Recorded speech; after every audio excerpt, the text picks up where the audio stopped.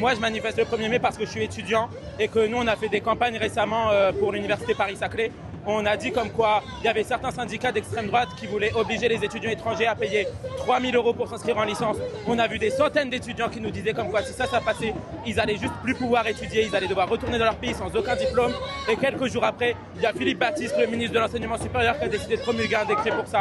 Et on trouve ça complètement dégueulasse. Je manifeste le 1er mai parce que je pense que c'est important qu'on fasse collectif ensemble. Je pense que c'est important qu'on continue à porter des messages de solidarité, de lutte. Je manifeste le 1er mai parce que c'est l'un des rares moments où on va pouvoir, avec d'autres cadres supérieurs, parler des conditions de travail. Les cadres sont très peu syndiqués, on est vraiment sur des pourcentages extrêmement bas. Et c'est un espace qui rappelle ça, et qui rappelle ça aussi dans une forme de joie, dans une ouverture, dans une liberté qui est super chouette. Je manifeste le 1er mai pour célébrer les luttes à travers le monde de tous les travailleurs, de tous les pays, ceux qui sont en lutte de libération nationale contre les impérialismes.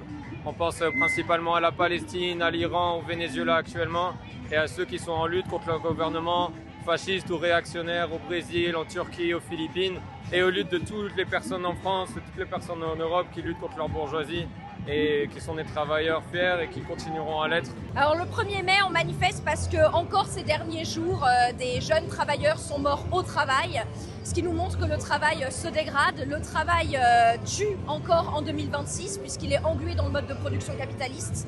Le travail n'est pas nécessairement négatif, il peut être émancipateur, il peut permettre de transformer la société de façon sociale, de façon écologique, s'il est bien organisé, si les travailleurs reprennent le pouvoir sur leur propre travail. C'est pour ça qu'on manifeste aujourd'hui.